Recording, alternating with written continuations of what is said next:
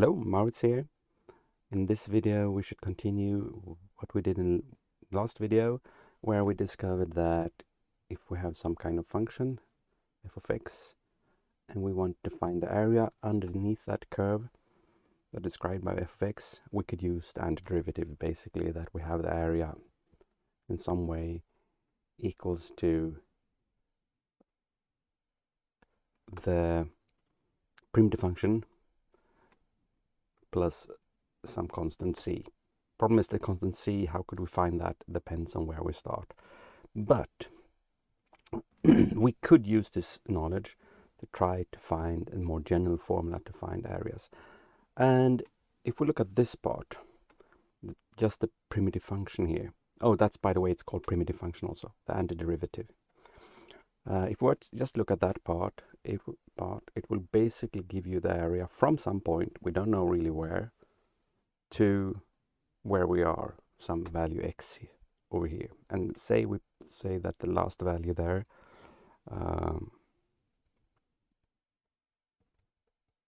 we call that b. So we want to find the area up to some point b, and we want the area from some x value a. So we want to find this area here. And one way to do that is that we should use our primitive function that gives the area from some value, even though we don't know really from where, and find this area. Okay, so that will be f b minus the area we have up to a. So that will be minus f of a. And if we take the larger area minus small one, we should have the one in between, so the area from a to b of f of x. Okay, so we should now write down a little bit of notation how to do this calculation. So we say that, okay, we want to find our area, and as we remember, the antiderivative can be given using this symbol or denoted using this symbol of our function f of x dx. And in this case we want to say that we want to do this antiderivative from a to b. We say that we want to take the integral of f of x from a to b, and then we will have a little in-between step that this will just help us in a calculation. So we need to find the primitive function, right, to find f b and f a here. So we do that first, find just the primitive function in general. And I don't write plus c, we'll see in a moment why. And we want to do this from a to b. So first I plug in b to this, and that will give us f of b. And then we plug in a to this, so we take minus f of a, so the thing we had up here. And this thing here will be our formula. And that formula is basically what we call the fundamental theorem of calculus. And it basically says that we can find areas using antiderivatives. So how is this used in practice? We should take the example we took last time. So say we have the almost simplest possible function, f of x equals to x, and we want to find the area from 0 up to some value, say 4. And we already know that this is the area of this because it's a triangle, right?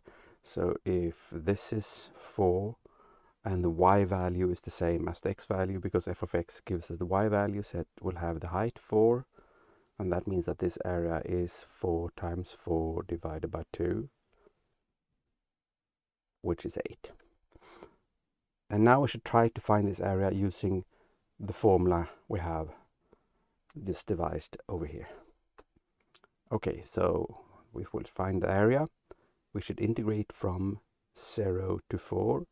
We start over here, that is our a value, and this is our b value. And the function is just x. dx here tells us what is our variables. We say we integrate with respect to x. And we should find the primitive function of x, and as we saw previously, that will be x squared over 2.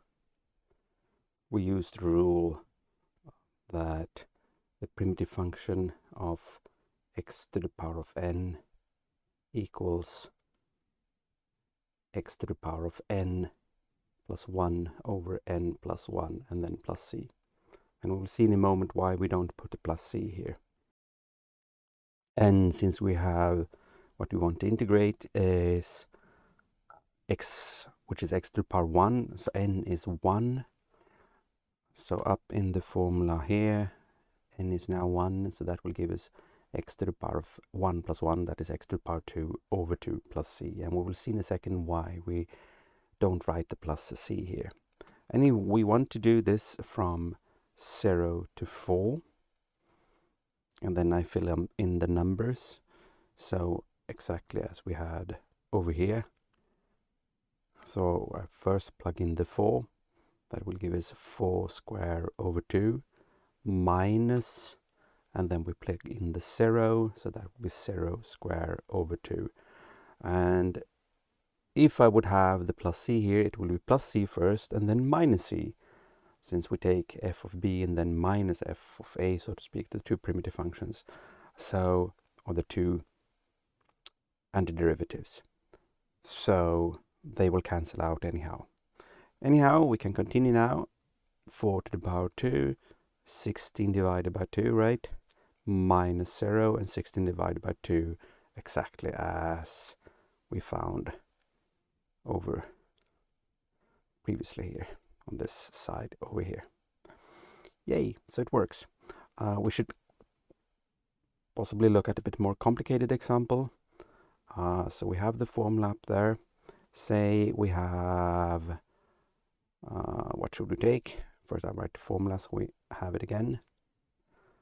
So we have the area equals the integral from a to b of f of x with respect to x, as finding the primitive function, or finding the antiderivative from a to b, and then we plug in b, so that will be f of b minus f of a.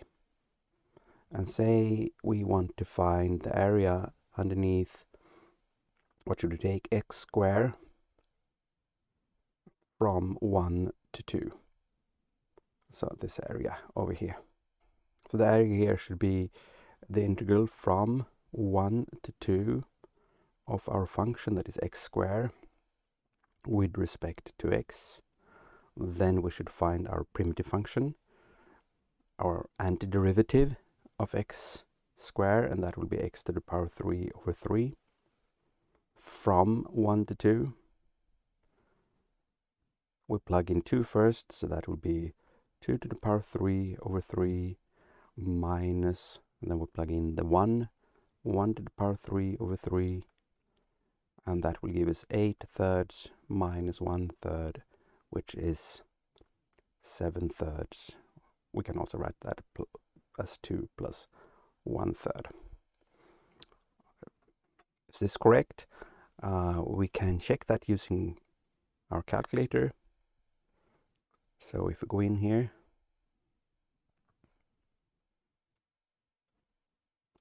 and say, okay, we go to normal run mode. If you happen to have one of these Casio calculators, we go to options, we choose calculus, we choose the integral sign, and we write our function independently, by the way, what variable, the name of the variable you have here. So this would be, say, t squared dt. The formula here assumes that we use x, so we must use x. So I will say x squared, and then comma, from 1, comma, to 2, end bracket x.